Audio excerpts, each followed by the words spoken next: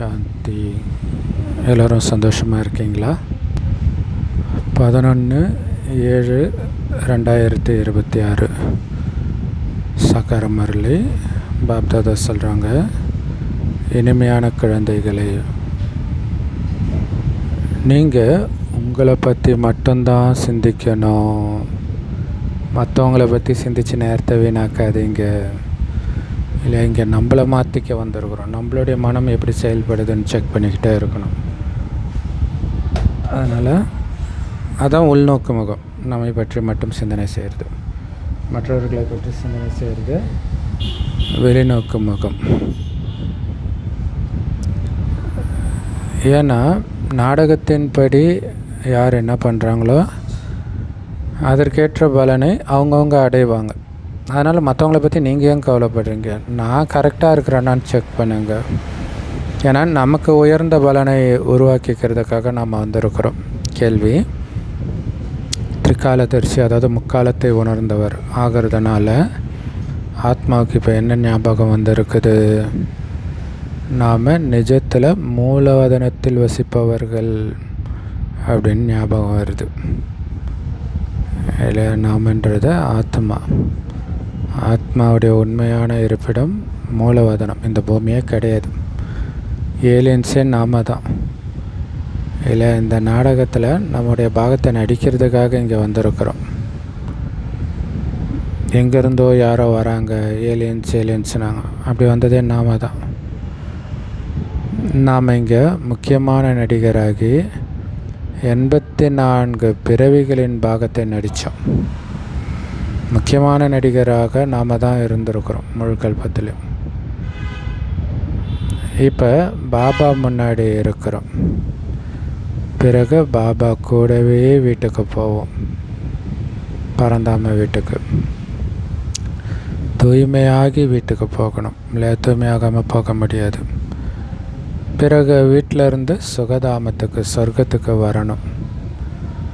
இந்த விளையாட்டு முழுவதும் பாரதத்தில் தான் உருவாக்கப்பட்டிருக்குது. பாரதவாசிகளுக்குத்தான் உருவாக்கப்பட்டிருக்கின்ற இந்த ஞாபகம் முக்கால ஞானத்தை அறிந்தவர் ஆகிறதன் மூலம், அதாவது திரிகாலதரிசி ஆகிறதன் மூலம் நமக்கு இந்த ஞாபகம் வந்திருக்குது. இல்லை, முக்கியமான பாட்டு நாம் நடித்தாலும் நம்முடைய வீடு பரந்தாமம் தான். இப்போ அங்கே போக போகிறோம், மறுபடியும் அங்கேருந்து சொர்க்கத்துக்கு வருவோம் அப்படின்னு ஞாபகம் வந்திருக்குது. பாடல்: இருந்தாலும் இறந்தாலும் உன்மடியில். இல்லையா, இறந்தாலும் உன் மடியை விட்டு போக மாட்டேன் அப்படின்னு நாம் பாபாவுக்கு சத்தியம் பண்ணுறதோடைய நினைவாக ஒரு சினிமா பாட்டை இதே மாதிரி வந்திருக்குது. ஸோ இந்த பாட்டை உண்மையிலே குழந்தைங்க பாடுறாங்க. குழந்தைங்க என்ன சொல்கிறாங்க? பாபா, இப்போவே உங்கள் கழுத்துக்கு மாலை ஆகணும். அப்படின்னு அர்த்தம், பலி ஆகணும். நீங்கள் பார்த்தீங்கன்னா மண்டவோடு மாலை போட்டிருப்பாங்க. சங்கரும் சில சமயம் போட்டிருப்பார், காளியும் போட்டிருப்பாங்க. ஸோ அதான் கழுத்து மாலை ஆகிறது. உங்களை பலியாக்கிறது, பாபாவுக்கு பலியாக்கிறது தான் கழுத்து மாலை ஆகிறது. ஸோ இந்த சரீரத்தை இங்கே விட்டுடணும் அப்படின்னு சொல்கிறாங்க. சாந்தி தாமத்தில் அப்பாவும் குழந்தைகளாகிய ஆத்மாக்களாகிய நாமும் இருக்கிறோம்.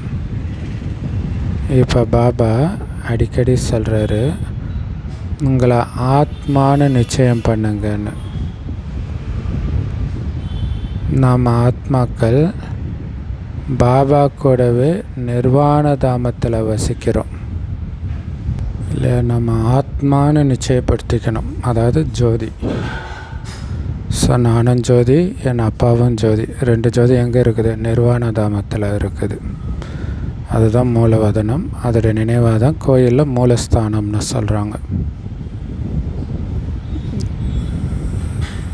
பிறகு இந்த உடம்பை தாரணை பண்ணுறோம். தாரணை பண்ணி 84 பிறவி சக்கரத்தை சுற்றி வந்திருக்கிறோம். ஆனாலும் நாம் கண்டிப்பாக பரந்தாமத்தில் வசிப்பவர்கள். இல்லை, உடல் எடுத்து பாகத்தை நடித்தாலும் ஆத்மா கடைசியில் எங்கே போய் நிற்கும்? பரந்தாமத்தில் தான் போய் நிற்கும். இப்போ நம்மளை மறுபடியும் அழைச்சிட்டு போகிறதுக்காகத்தான் பாபா வந்திருக்கிறார்.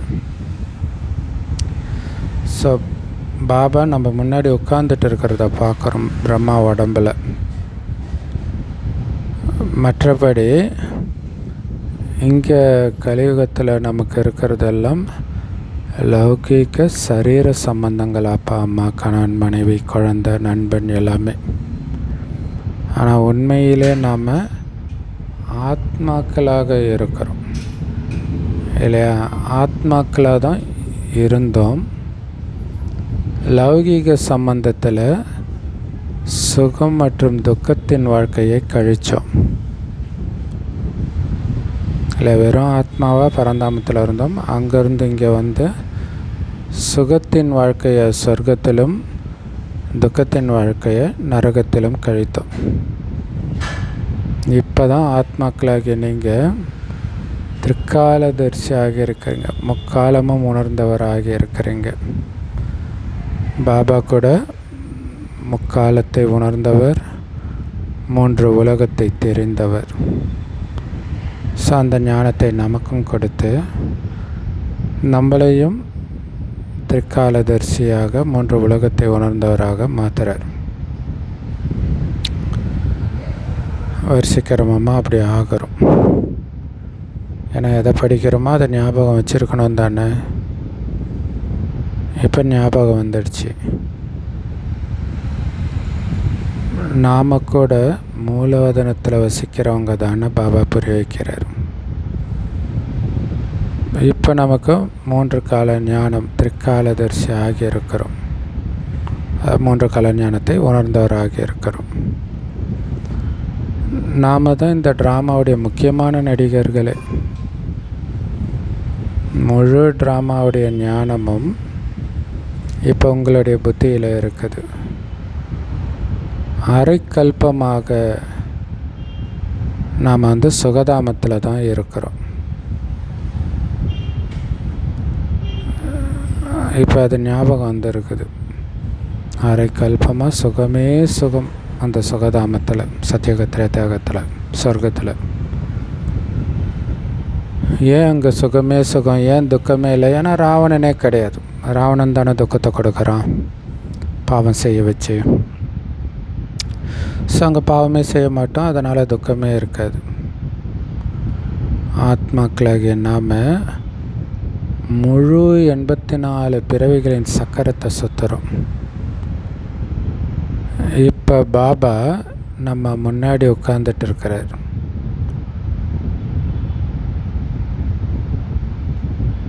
பாபா முழுசாக உங்கள் ஸ்ரீமத் படி நடந்து உங்கள் கூடவே வருவோம் பாபா.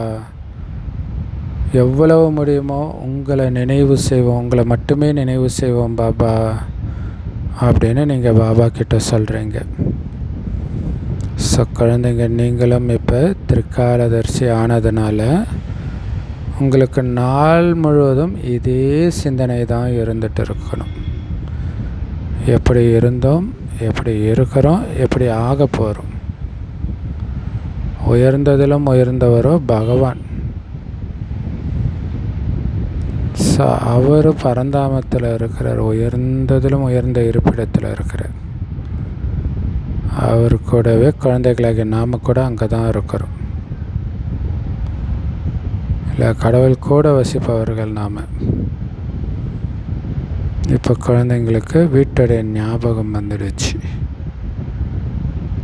நாம் தூய்மையாகி நம்முடைய பரந்தாம வீட்டுக்கு போவோம் அப்படின்னு ஞாபகம் வந்துடுச்சு.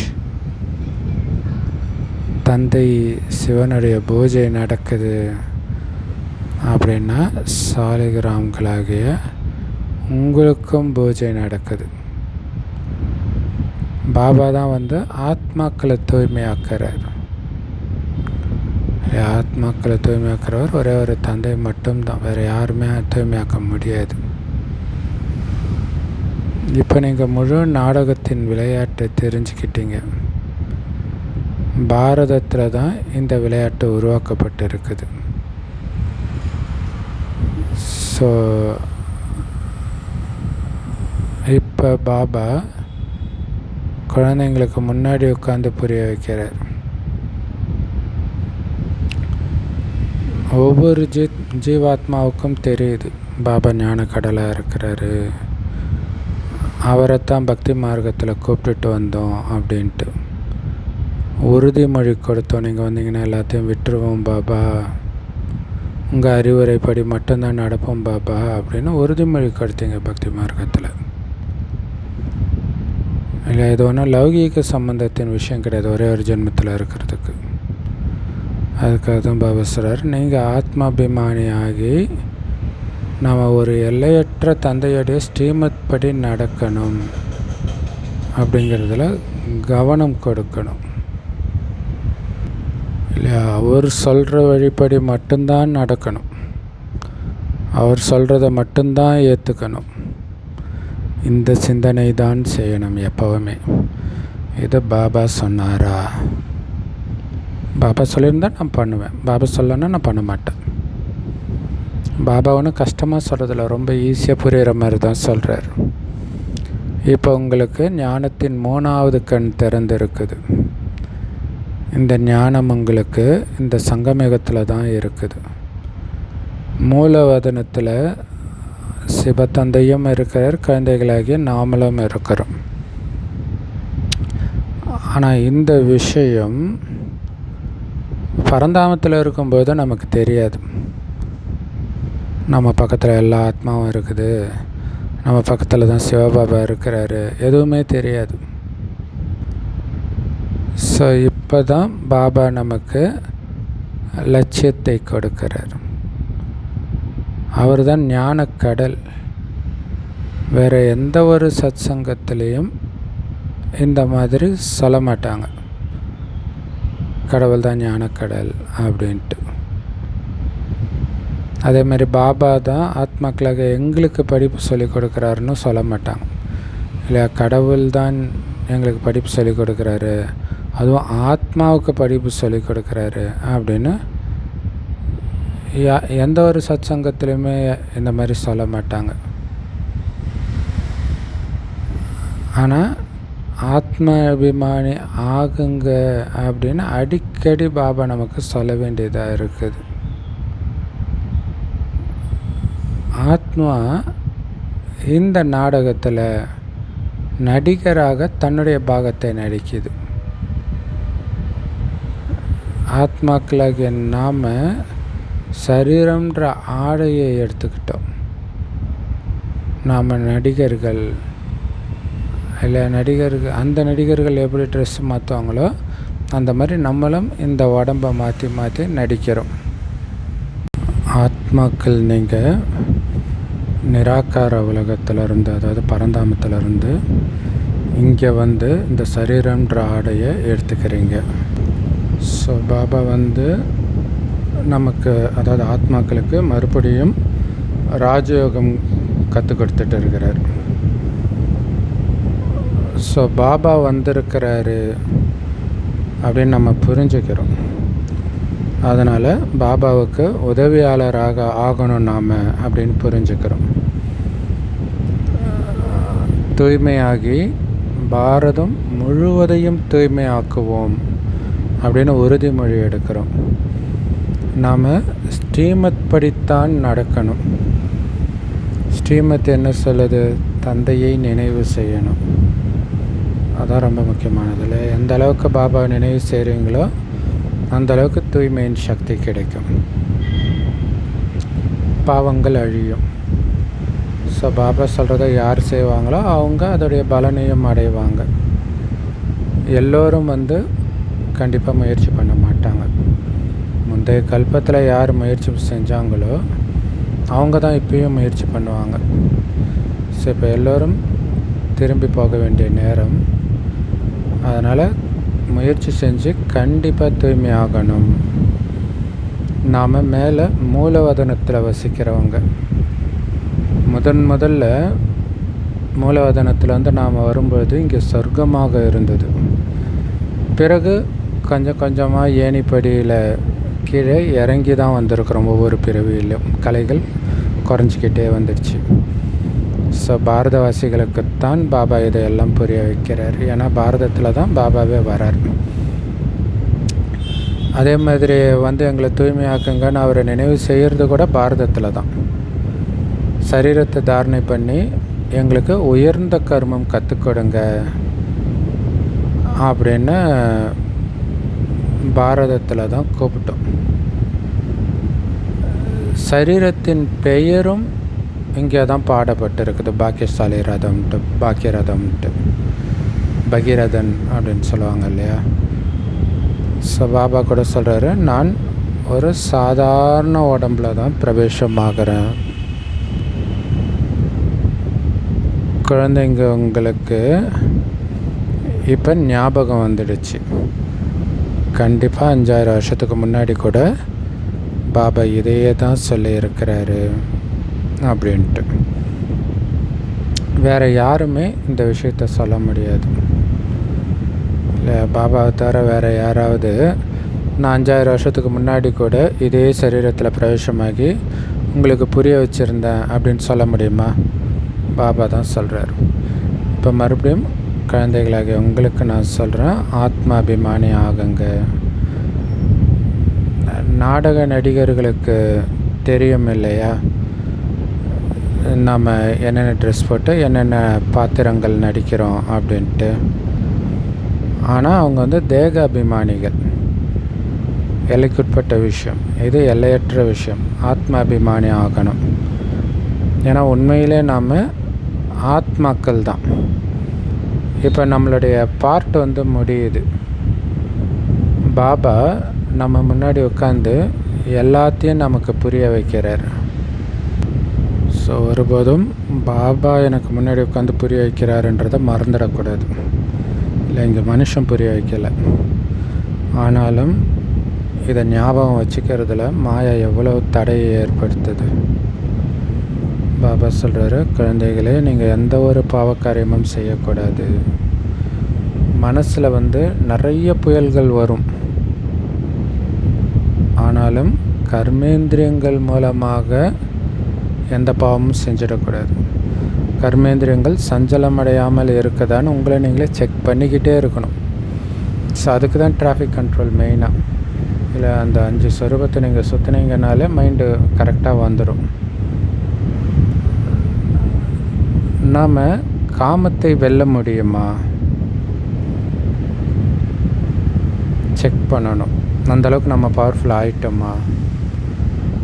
ஏன்னா உங்களுக்கு இது ரொம்ப ரொம்ப ஈஸின்றார் காமத்தை வெல்வது. ஏன்னா நம்ம ஆத்மா ஒரு தந்தையுடைய குழந்தைங்க. அப்போ எல்லாருமே என்னது, நமக்கு சகோதரர்கள் தானே. அப்போ அந்த உணர்வில் பார்த்தீங்க அப்படின்னா உங்கள் கணவனையோ மனைவியோ கணவன் மனைவின்னு பார்க்க மாட்டீங்க, சகோதரன் பார்ப்பீங்க. கணவன் மனைவின்னு பார்க்குறீங்கன்னா நீங்கள் ஆத்மான்னு பார்க்கல, ஒரு தந்தையுடைய குழந்தைன்னு பார்க்கலன்னு அர்த்தம்.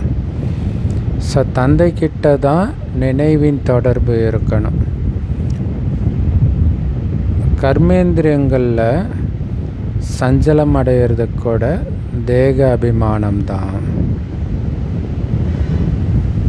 இல்லை, பாபாவோட மட்டும் நினைவு இருக்கும்போது சஞ்சலம் அடையாது. ஏன்னா பாபாவோட மட்டும் நினைவு இருக்கும்போது நான் ஆத்மான்றதும் ஞாபகம் இருக்கும். நான் ஆத்மான்றதை மறக்கும்போது தான் கர்மேந்திரியம் சஞ்சலம் அடையுது. அப்படின்னால என்ன அர்த்தம்? தேக அபிமானத்துக்கு வந்துட்டீங்கன்னு அர்த்தம். ஸோ பாபா சொல்கிறார், நீங்கள் யாருக்கிட்டேயும் பயப்படக்கூடாது, பயமற்றவராக ஆகணும். எப்போ எங்கே போனாலும் சாட்சியாக இருந்து பார்க்கணும். சூப்பரான விஷயம் இல்லை? பாபா சொல்லுவார், எப்போ மனம் பாரமாக இருக்குதோ அப்போ உன்னுடையது, அதாவது என்னுடையதுன்னு நீங்கள் நினைக்கிறத உன்னுடையது, அதாவது பாபாவோட இதுன்னு மாற்றிடுங்கன்ட்டு. ஸோ அதுவுமே சூப்பராக இருக்கும். ஒரு செகண்டில் மனசு லேசாகும். அடுத்தது சாட்சியாக இருந்து பாருங்கள், அப்போவும் மனசு லேசாகிடும். எனக்கும் இதுக்கும் சம்மந்தமே இல்லை, இறந்துட்டேன், அதுதான் சாட்சியாக இருந்து பார்க்குறது. அப்புறம் எதுக்கு பயம் வரப்போகுது இல்லையா? நாம் ஆத்மாக்கள் இந்த விளையாட்டை முழுசாக தெரிஞ்சுக்கிட்டோம் இல்லையா? சாட்சியாக இருந்து பார்க்குறதே நான் ஆத்மான்றதில் தான் எல்லாமே இருக்குது. முதலும் முடிவும் நான் ஆத்மான்றது தான். இந்த விளையாட்டு ஆத்மாவுடைய விளையாட்டு தான். உயர்ந்ததிலும் உயர்ந்தவரோ ஒரு சிவத்தந்தை தான். அவர் புள்ளி ரூபமாக இருக்கிறாருன்னு நாம் தெரிஞ்சுக்கிட்டோம். நிராகார உலகத்தில் தான் ஆத்மாக்களுடைய மரம் இருக்குது. விதையிலிருந்து தானே மரம் வெளிப்படும். ஸோ அந்த நிராகார உலகத்தில் விதையாகிய சிவபாபாவும் இருக்கிறார். ஸோ நிராகார உலகத்தில் ஆத்மாக்களின் மரம், மனிதர்களின் மரம் பூமியில் இருக்குது. ஸோ அது எப்படி வருது? முதல்ல விதை பூமிக்கு வராரு, அவர்லேருந்து வரிசைக்கிரமமாக இலைகள் வருது. முதல்ல மாமா பாபா வராங்க, அப்புறம் அப்படியே நிறைய பேர் வராங்க. ஸோ மேலே இருந்த ஆத்மாக்கள் தரவரிசைப்படி வருது இல்லை. அது எந்த அளவுக்கு சொர்க்கத்தின் ஆரம்பத்திலே வர தகுதி பெற்றதாக இருக்குதோ அந்த அளவுக்கு ஆரம்பத்திலே வரும். மற்றபடி ஆத்மா எப்படி பிரவேசம் ஆகுதுன்றதெல்லாம் யாராலையும் பார்க்க முடியாது. இல்லை விவேகானந்தர் பார்த்தாருன்றதெல்லாம் காட்சி தானே தவிர நிஜத்துலலாம் பார்க்க முடியாது. உங்களுடைய ஆத்மா அழுக்காயிடுச்சுன்னு பாபா புரிய வைக்கிறார். அதனால் அதை தூய்மையாக்குங்க அப்படின்னு இந்த பிரம்மா பாபா மூலமாக புரிய வைக்கிறார். ஏன்னா கர்மேந்திரியங்கள் மூலமாக தானே பாபா பேச முடியும். ஆத்மாவாகிய பிந்தி இந்த பிரம்மாவுக்குள்ளே இல்லை அப்படிங்கன்னா கர்மேந்திரியங்களால் எதையுமே செய்ய முடியாது. ஸோ ஆத்மா இல்லாமல் உடம்பாலையும் எதுவும் பண்ண முடியாது, உடம்பு இல்லாமல் ஆத்மாவாலையும் எதுவும் பண்ண முடியாது. இவ்வளவு சின்ன புள்ளி ஆனால் எவ்வளோ சக்திசாலியாக இருக்குது பாருங்கள். அவ்வளோ பெரிய உடம்பையே தன் கண்ட்ரோலில் வச்சுருக்குதில்ல ஆத்மா. ஆனால் அது உண்மையிலே தன் கண்ட்ரோலில் இருக்குதா இல்லை அது கர்மேந்திரங்களின் வசப்பட்டு போகிறீங்களான்றது தான் இங்கே நாடகமே. அது முழுக்க முழுக்க தன் கண்ட்ரோலில் இருக்கணும். அப்போ தான் சக்திசாலியான ஆத்மான்னு சொல்ல முடியும். ஸோ இப்போ ஆத்மாவுக்குள்ள முழு ஞானமும் இருக்குது. பாபா ஞானக்கடலாக இருக்கிறார். அதனால தான் உட்காந்து இந்த ஞானத்தை நமக்கு புரிய வைக்கிறார். ஏன்னா அவர்கிட்ட முழு ஞானம் இருக்குது. அவருடைய இந்த நடிப்பின் பாகமும் விதிக்கப்பட்டு இருக்குது. ஆத்மாவாகிய உங்களுக்குள்ள கூட 84 பிறவிகளின் பாகம் இருக்குது. ஸோ பாபாவுக்குள்ள இந்த ஞானத்தை கொடுக்குற பாகம் பதிவாகி இருக்கிற மாதிரி நமக்குள்ளேயும் 84 பிறவிகளில் என்னென்ன நடிக்கணுன்ற பாகம் அத்தனையும் பதிவாகி இருக்குது. இது எவ்வளோ பெரிய ஆச்சரியம் இல்லையா? ஸோ அதனால தான் மற்றவர்கள் நமக்கு துக்கத்தை கொடுத்தாலும் அதை பெருசாக எடுத்துக்கூடாது. ஏன்னா அது பதிவாகி இருக்குது. அவங்க அதை நடிச்சே தீரணும். ஒரு இயலாத ஒரு நிலை தான் அது இல்லையா? ஸோ அது அவங்களுக்கு விதிக்கப்பட்டு இருக்குது. நாம ஏன் அதுக்காக அவங்க மேலே கோபப்படணும்? நீங்கள் சுகதுக்கத்தின் பாகத்தை நடிக்கிறீங்க இல்லையா? சுகத்தின் பாகத்தை சொர்க்கத்திலையும் துக்கத்தின் பாகத்தை நரகத்திலையும் நடிக்கிறீங்க. ஸோ துக்கத்தில் ரொம்ப அதிக கஷ்டத்தை அனுபவிக்கவும் செய்கிறீங்க. பாபா சொல்கிறாரு, நானும் மறுஜென்மத்தில் வர்றதே கிடையாது இல்லையா? 84 ஜென்மம் நாம தான் எடுக்கிறோமே தவிர பாபா எடுக்கிறது கிடையாது. பாபா குழந்தைங்களுக்கு சகஜ யுக்தி சொல்கிறார் தூய்மை ஆகிறதுக்கு. என்னை நினைவு பண்ணிக்கிட்டே இருந்தீங்கன்னா தூய்மை ஆகிடுவீங்க. ஸோ நினைவு கட்டாகாமல் பார்த்துக்கணும். அது ஒன்று தான் யுக்தி. என்ன பண்ணாலும், நின்னாலும் உட்கார்ந்தாலும், எது பண்ணாலும் அந்த நினைவுன்ற ஜோதி அணையாமல் பார்த்துக்கணும். நான் ஆத்மான்ற நினைவும் என்னுடைய தந்தை சிவ பரமாத்மான்ற நினைவும் 2 ஜோதி எரிஞ்சுக்கிட்டே இருக்கணும். ஸோ பெண்கள் அதுக்காக தானே 2 பொட்டு வைப்பாங்க இல்லையா? ஸோ இந்த ஜோதி நினைவாக. ஏன்னா நம்முடைய கணவன் தான் பாபா. அரை கல்பமாக நாம் காமச்சிதையில் உட்காந்து தமோ பிரதானமாக ஆகிட்டோம். ஆத்மாக்கள் கிட்ட தான் பாபா பேசுகிறார். இல்லை அரை கல்பம் காமச்சிதையில் உட்காந்து தமோ பிரதானம் ஆகிட்டீங்கன்னா ஆத்மாக்கள் கிட்ட பேசுகிறார். ஆத்மாவுடைய உறுப்பு தான் இந்த உடல். அது முதல்ல சின்னதாக இருக்கும், பிறகு கொஞ்சம் கொஞ்சமாக பெருசாகும். மற்றபடி ஆத்மா ஒன்றும் சின்னதாகவோ பெருசாகவோ ஆகிறது கிடையாது. அந்த ஆத்மா தான் ஹே பதித்த பாவனா வாங்கன்னு கூப்பிடுது, தந்தையை கூப்பிடுது. தந்தை சொல்கிறாரு, நான் கல்பமாக வரேன். எதுக்கு வரேன்? தூய்மையற்றவர்களை தூய்மையாக்கிறதுக்காக. இல்லை, ஒவ்வொரு கல்பத்திலும் பாபாவுடைய வேலை தூய்மையற்றவர்களை தூய்மையாக்கிறது தான். ஆத்மா எப்படி வருது ஒரு உடலுக்குள்ளே, அப்புறம் எப்படி போகுது, இதெல்லாமே இப்போ தெரிஞ்சுக்கிட்டீங்க. ஆனால் மனிதர்கள் மண்டையை உடச்சிக்கிறாங்க. எப்படி தான் ஆத்மா உடம்பை விட்டு வெளியில் போகுதுன்னு பார்க்கணும் அப்படின்னு சயின்டிஸ்ட் வந்து மண்டையை உடச்சிக்கிறாங்க. ஆனால் அது யாராலையும் பார்க்க முடியாது. அவ்வளோ சூக்ஷ்மமானது. அவ்வளோ சூக்ஷ்மமான ரொம்ப சின்ன ஒளிப்புள்ளி அந்த ஆத்மாவுக்குள்ளே எவ்வளவு பாகம் அடங்கி இருக்குது. எவ்வளோ பெரிய அதிசயம் இல்லை? எப்படி ஒரு ஆலமரத்தின் விதை சின்னதாக இருக்கும், ஆனால் மரம் எவ்வளோ பெருசாக இருக்குது. அந்த மாதிரி விதையாகிய பாபா கிட்ட முழு ஞானம் இருக்குது. அந்த விதை, ஜட விதைக்குள்ள முழு மரத்துடைய ஞானமும் இருக்குது. ஸோ அதுக்கு தான் பாபா ஆலமரத்துடைய உதாரணம் சொல்கிறார். அவ்வளோ சின்னதாக இருக்கும் ஆலமரத்துடைய விதை, ஆனால் அதிலிருந்து வரக்கூடிய மரம் எவ்வளோ பெருசு இருக்குது பாருங்கள். கல்கத்தாவில் வந்து ஒரு மிகப்பெரிய ஆலமரம் இருக்குதாம். இப்போ அதோடைய அஸ்திவாரம் வந்து முழுசாக இத்து போயிடுச்சு. மற்றபடி மரம் மட்டும் நின்றுட்டு இருக்குது. இதுவும் அதே மாதிரி தான். தேவதா தர்மத்துடைய அஸ்திவாரம் மட்டும் இல்லை, மரத்துக்கு இப்போ இத்து போன நிலை இல்லை. அஸ்திவாரம் போயிடுச்சுனாலே இத்து போயிடுச்சுன்னு தானே அர்த்தம். ஸோ அதனால தான் நீங்கள் அரசாங்கத்துக்கு கூட சொல்கிறீங்க, நாங்கள் இவ்வளோ காலத்துக்குள்ளே உலகத்தை தூய்மையாக்கி காட்டுவோன்ட்டு. ஆனால் மனிதர்கள் இந்த விஷயங்களெல்லாம் புரிஞ்சுக்கிறது கிடையாது. உங்களுக்கு கண்டிப்பாக நிச்சயம் இருக்குது, நம்பிக்கை இருக்குது. நாம் இந்த பாரதத்தை கண்டிப்பாக உயர்ந்ததாக ஆக்குவோம் அப்படின்ட்டு. அப்போ தான் ரொம்ப தாழ்ந்து போயிருக்கிற இந்த உலகம் விநாசமாகும். இல்லை, இந்த உலகத்தை உயர்ந்ததாக்குறனால தாழ்ந்து போன இந்த கலியுகம் கண்டிப்பாக அழிஞ்சிடும். அமைதி வேணும்னு விரும்புகிறாங்க. ஏன்னா ஆத்மா தன்னுடைய பாகத்தை பல உடல் எடுத்து நடித்து ரொம்ப களைச்சி போயிடுச்சு. அதனால் ரெஸ்ட்டு கேட்குறாங்க. ஸோ அமைதின்றதுக்கு ரெஸ்ட்டுன்னு ஒரு அர்த்தம் இருக்குது. அதனால தான் ஹே சாந்தி தேவா அப்படின்னு கூப்பிட்றாங்க, அழிச்சிட்டு போன்ட்டு. என்னால் முடியல, அழிச்சிட்டு போன்ட்டு.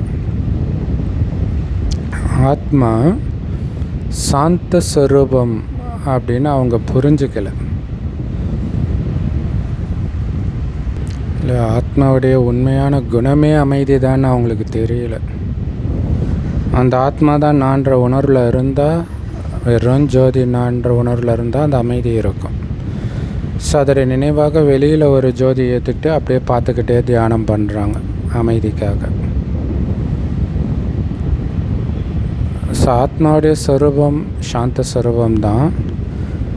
இருந்தாலும் கண்டிப்பாக கர்மேந்திரியங்கள் மூலமாக இங்கே கர்மம் செஞ்சு தான் ஆகணும். அதுக்கு தானே கர்மேந்திரியம் கொடுக்கப்பட்டு இருக்குது. அமைதி வேணும்னு வேண்டுறாங்க. சாந்தி தாமம் வேறு, சுகதாமம் வேறுன்னு அவங்களுக்கு தெரியாது. சுகதாமத்தில் ரொம்ப கம்மியான மனிதர்கள் தான் இருப்பாங்க. அது தூய்மையான உலகம். அங்கே யாரும் எனக்கு அமைதி வேணும்னு வேண்ட மாட்டாங்க. இல்லை, ஏன்னா அங்கே துக்கம் இருக்காது. ஆனால் அங்கேயும் கர்மம் செய்வாங்க, ஆனால் அங்கே அசாந்தி இருக்காது. ஜீவன் முக்தி தாமம் வேறு, முக்தி தாமம் அதாவது சாந்தி தாமம் வேறு.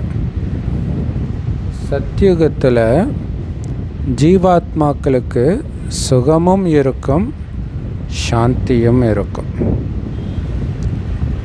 சதா ஆரோக்கியமானவர்களாகவும் இருப்பாங்க, செல்வந்தர்களாகவும் இருப்பாங்க.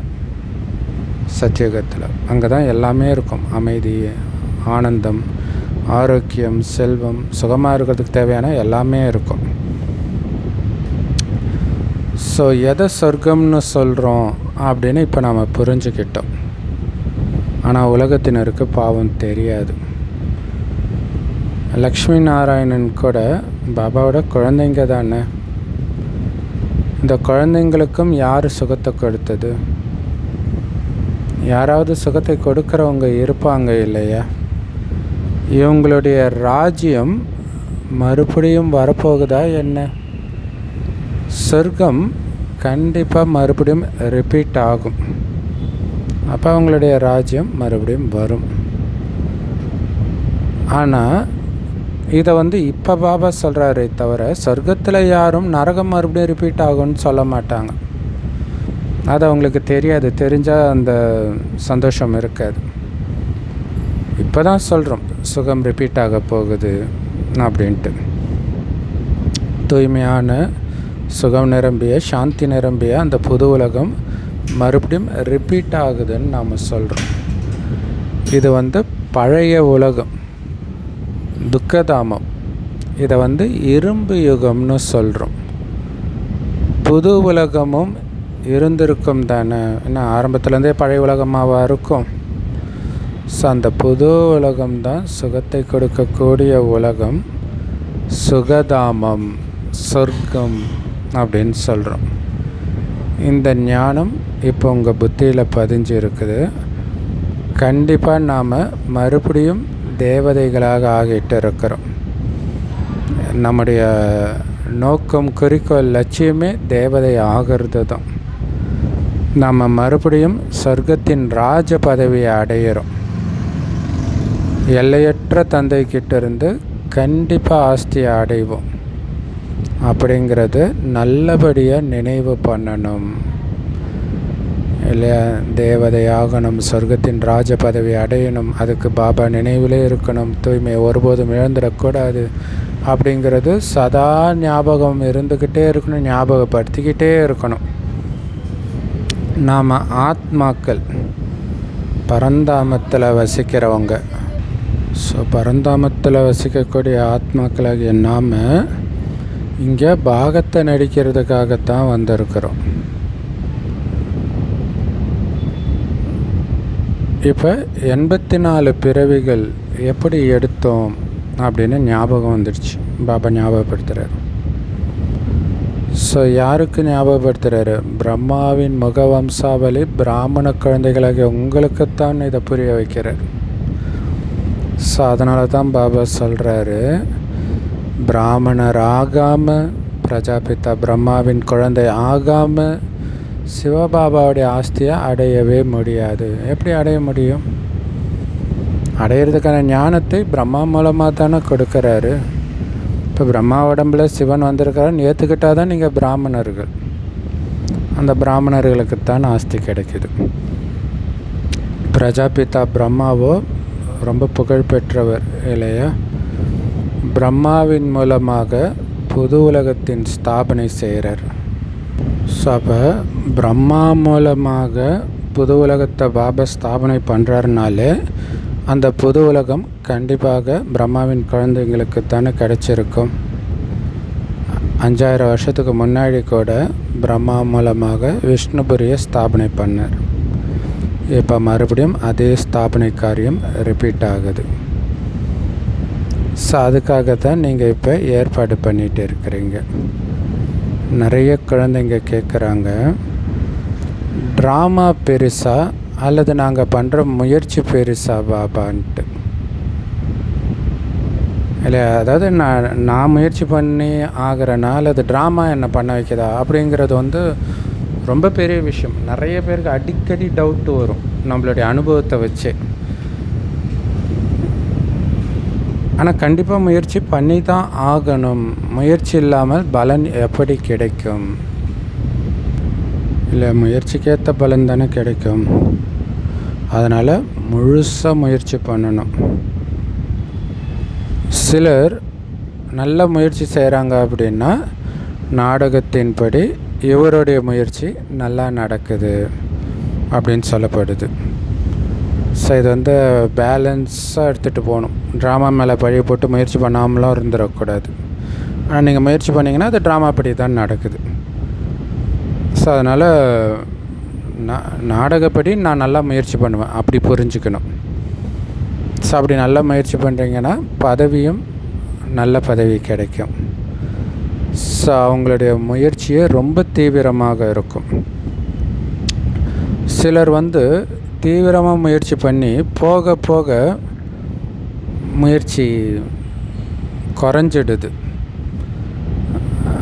அப்போ குறைஞ்ச பதவி ஆகிடுது. ஏன்னா மாயா இல்லையா, விகாரத்தில் தள்ளுறதுக்கு வெயிட் பண்ணிக்கிட்டே இருக்கும். ஏதாவது ஒரு போதையை கொடுத்து உங்கள் முயற்சியை கட் பண்ணிவிடும். அதான் போக போக சிலருடைய பதவி குறைஞ்ச பதவி ஆகிடுதுன்னு மிகப்பெரிய எச்சரிக்கை கொடுக்குறாரு பாருங்க. ரொம்ப எச்சரிக்கையாக இருக்கணும். ஸோ இது ஏதோ ஒரு கோயிலில் இப்படி ஒரு சிலை இருக்கும். ஒரு பெண் வந்து நல்லா அலங்காரம் பண்ணிகிட்டு இருப்பாள். ஒரு சின்ன குட்டி சாத்தான் மாதிரி ஒன்று இருந்துட்டு அந்த பொண்ணுடைய இடுப்பு துணி பிடிச்சி அப்படி இழுக்கும். அப்படின்னா தான் அலங்காரத்தை சின்ன மாயா வந்து கெடுத்துட்டு போயிடும். ஸோ அதில் கவனம் கொடுக்கணும். ஸோ அப்போ பதவி குறைஞ்சதாகிடும். ஸோ அதுலேயும் மிகப்பெரிய எதிரி காமம் இல்லையா, டக்குன்னு தள்ளி விட்டுரும். ரொம்ப எச்சரிக்கையாக இருக்கணும். ஸோ அதனால தான் அந்த இடுப்பு துணியை பிடிச்சி இழுக்கிற மாதிரி காட்டியிருக்கிறாங்க. ஸோ இது வந்து பிராமணிகளுக்கும் தெரியும், பிராமணிகள்கிட்ட வரவங்களுக்கும் தெரியும். யார் நல்ல முயற்சி பண்ணுறாங்க அல்லது பண்ணாங்க ஆனால் இப்போ வர்றதே கிடையாது அப்படின்னு சொல்கிறாங்க. ஸோ அப்படியே விட்டுட்டு போயிடுறாங்க. ஏன் என்னுடைய புத்தியில் இப்போல்லாம் இதை பதிய மாட்டேங்குதுன்னே புரியலையே அப்படின்னும் சொல்கிறாங்க. பாபாவை என்னால் நினைவு பண்ணவே முடியலை,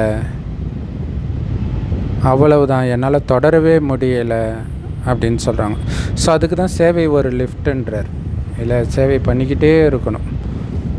அப்போ நீங்கள் எங்கேயாவது ஒரு இடத்துல தொய்வாக இருந்தாலும் அடுத்தது சேவை பண்ணும்போது டக்குன்னு உங்களை மேலே இழுத்துட்டு போயிடும். ஸோ சேவை பண்ணாமல் இருக்கும்போது அப்படியே காலி ஆகிடுவாங்க. ஸோ மிகப்பெரிய குறிக்கோள் இருக்குது.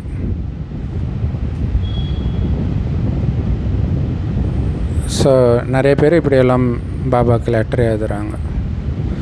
இங்கே முக்கியமான விஷயமே நிர்விகாரி ஆகிறது தான். விகாரத்தை வெல்றது தான், விகாரங்களை வெல்றது தான் மிகவும் கடினமாக இருக்குது. விகாரத்தை வெல்லன்னா அப்படியே டக்குன்னு புத்தியில் எதுவுமே பதியாது. அப்போ பாபாவையும் நினைக்க முடியாது, ஒரு மயக்க நிலையிலே இருப்பாங்க. நாடகத்தின்படி முந்தைய கல்பத்தில் கூட இவங்களுக்கு இதே நிலைமை தான் இருந்துச்சு அப்படின்னு நம்ம புரிஞ்சுக்கிறோம். அற்புதமான முரளி கொடுத்த அன்பான தாய் தந்தை பாப்தாதாவுக்கு அன்பு நினைவுகள் மற்றும் காலை வணக்கம். பாபா சொல்கிறாங்க, நாம் இந்த எல்லையற்ற விளையாட்டை சாட்சியாக இருந்து பார்க்கணும். யார்கிட்டையும் பயப்படக்கூடாது. பயமற்றவராக ஆகிறதுக்கு நான் ஆத்மான்ற பாடத்தை உறுதியாக்கணும். ஸோ உங்களை நீங்கள் செக் பண்ணிக்கிட்டே இருக்கணும், ஏதாவது கர்மேந்திரியம் சஞ்சலம் அடையுதா அப்படின்ட்டு. ஸோ காமத்தின் மீது முழு வெற்றி அடைஞ்சிட்டேனா அப்படின்னு செக் பண்ணணும். எந்த அளவுக்கு ஆத்ம அபிமானி ஆகியிருக்கிறேன் அப்படின்னு செக் பண்ணணும். வரதானம் ஒரே ஒரு பாபாவுடைய நினைவின் மூலம் சத்திய சுமங்கலியின் அனுபவத்தை செய்யக்கூடிய பாக்கியவான் ஆத்மா ஆகுங்கள். அதுக்கு விளக்கம், ஸோ யார் வந்து மற்ற ஆத்மாக்களின் வார்த்தைகளை கேட்டும் கேட்காதவர்களாக இருக்கிறாங்களோ, வேறு எந்த ஆத்மாவுடைய ஞாபகமும் அவங்க எண்ணத்தில் கூட வராமல், அவங்க கனவுல கூட வராமல் இருக்குதோ, எடுத்துகிட்டு வராமல் இருக்கிறாங்களோ, எந்த தேகதாரியின் ஈர்ப்பிலும் சிக்காமல் இருக்கிறாங்களோ, ஒரு பாபாவை தவிர ரெண்டாவது வேறு யாரும் இல்லை அப்படின்னு இருக்கிறாங்களோ அவங்களுக்கு தான் அழிவற்ற சுமங்கலின்ற திலகம் இடப்படுதுன்றார் இல்லையா. பாபாவுடைய சுமங்கலின்னான்னா என்ன அர்த்தம்? பாபாவுடைய வார்த்தையை தவிர வேறு எதுவுமே நம்ம காதில் விழாது. பாபாவுடைய நினைவை தவிர வேறு யாருடைய நினைவும் வராது. பாபாவுடைய ஈர்ப்பை தவிர வேறு யாருடைய ஈர்ப்பும் இருக்காது. பாபாவை தவிர எனக்கு வேறு யாருமே இல்லைன்னு இருப்பாங்க. அவங்க தான் அழிவற்ற சுமங்கலி, தீர்க்க சுமங்கலி. இந்த மாதிரி உண்மையான சுமங்கலிகள் தான் பாக்கியவான் அப்படின்னு பாபா சொல்கிறார். ஸ்லோகன்: உங்களுடைய சிரேஷ்டமான ஸ்திதியை உருவாக்கணும், இல்லை உயர்ந்த மனநிலையை உருவாக்கணும் அப்படின்னா எந்த காரியம் செய்கிறதுக்கும் முன்னாடி உள்நோக்கு முகமுடையவராகி பிறகு வெளிநோக்கு முகத்தில் வாங்கன்றார். இல்லை முதல்ல அந்த 5 சொரூபத்துக்கு வந்துடுங்க. ஆத்மா பாபாவோடு இருக்கிற, பரந்தாமத்தில் இருக்கிற, அடுத்தது அப்படியே சொர்க்கத்தில் இருக்கிற, அங்கேயும் ஆத்ம உணர்வில் இருக்கிற, என்னுடைய அரண்மனையில் இருக்கிற, என்னுடைய குடும்பத்தை பார்க்குறேன், அதுதான் என்னுடைய இது, இங்கே இருக்கிறது என்னுடைய இது கிடையாது. அடுத்தது பூஜ்ய ஸ்வரூபத்தில் கோயிலில் இருந்து என் பக்தர்களுக்கு சக்தி கொடுக்குற ஆத்மஸ்வரூபத்திலேருந்து எல்லோரையும் ஆத்மான்னு பார்த்து சக்தி கொடுக்குறேன். அடுத்தது பிராமண ஆத்மாவாகிய எனக்கு சுயம் பகவானே வந்து சொல்லி கொடுத்துட்டு இருக்கிறாரு. எல்லோரையும் ஆத்மான்னு பார்க்கக்கூடிய மிக உயர்ந்த பார்வையை கற்றுக்கிறேன். விகாரங்களை அழிக்கிறேன். அடுத்தது ஃபரிஸ்தாவாக பறக்கிறேன். ஸோ இந்த 5 ஸ்வரூபத்தை ஒரு சுற்றிட்டு நீங்கள் ஒரு காரியத்தை செய்கிறீங்கனாலே உங்களுடைய மனநிலை நல்லாயிருக்கும். ஆனால் அந்த காரியம் ரொம்ப நேரமாக இருந்துச்சுன்னா அரை மணி நேரம் பிரேக் எடுத்து மறுபடியும் சுற்றுங்க. ஏன்னா அந்த காரியம் உங்களை பிடிச்சி இழுத்துடும். நிறைய காரியங்கள் இந்த மாதிரி அதிக நேரம் செஞ்சுட்டு போய் நீங்கள் போய் தவறான விஷயத்தில் மாட்டிக்குவீங்க. மனநிலை கெட்டு போயிடும். அதுக்கு காரணம் என்ன? அந்தர்முகியிலேருந்து வெளியில் வந்துட்டீங்கன்னு அர்த்தம். அவ்யக்த இஷாரா ஜுவாலாரூப ஸ்திதியில் இருந்து சக்திசாலி நினைவின் அனுபவம் செய்யுங்கள். அதுக்கு விளக்கம்: எப்படி நெருப்பில் எந்த பொருளை போட்டாலும் அந்த பொருளுடைய பேர், ரூபம், குணம் எல்லாமே மாறிடும். அதே மாதிரி இல்லை, இப்போ தண்ணியை நெருப்பில் போட்டோன்னா, இல்லை ஐஸ் கட்டியை நெருப்பில் போட்டிங்கன்னா ஃபஸ்ட்டு தண்ணி ஆகும், இன்னும் நெருப்பில் இருக்கிறதுக்கு அப்படியே ஆவி ஆகிடும். இப்போ பேரே மாறுது பாருங்கள். இல்லை பேர் மாறுது, உருவம் மாறுது, அதோடைய குணம், தன்மை எல்லாமே மாறுது. அதே மாதிரி பாபாவுடைய நினைவிலே இருக்கணுன்ற அந்த லட்சியம் நெருப்பு மாதிரி எரியணும் கொழுந்து விட்டு. அப்போ தான் நீங்கள் மாறுவீங்கன்றார். உங்களுடைய பேர், ரூபம், குணம் எல்லாமே மாறிடும்ன்றார். இல்லை சங்கமயுக பிராமணனாக 100% பர்ஃபெக்டாக அப்போ தான் மாறுவீங்க. அந்த நினைவுன்ற லட்சியத்தில், அந்த லகன்ற நெருப்பில் இருக்கணுன்றார். அதே ஈடுபாட்டில். அப்படி நீங்கள் பாபாவுடைய நினைவுன்ற நெருப்புலேயே மூழ்கி தான் மனுஷன்லேருந்து பிராமணனானீங்க. பிராமணர்லேருந்து ஃபரிஸ்தாவிலேருந்து தேவதையாக மாறுறீங்க. ஸோ இந்த லட்சியம்ன்ற நெருப்புனால் ஏற்படுற இந்த மாற்றத்தின் மூலமாக நானுன்ற உணர்வே சுத்தமாக எரிஞ்சிடும். சூப்பர் இல்லை? இந்த நானுன்ற உணர்வு இருக்கும்போது தான் பயம், பற்று எல்லாமே வர்றதுக்கு. நான்ற அந்த உணர்வே இருக்காது. வெறும் ஜோதியாக இருக்கிறன்ற அந்த ஒரு உணர்வு மட்டும்தான் இருக்கும். ஸோ அதனை நினைவு தான் இந்து மதத்தில் விபூதி வைக்கிறது, குங்குமம் வைக்கிறது எல்லாமே இங்கே மட்டும்தான் நம்மளுடைய கவனம் இருக்குதுன்ட்டு.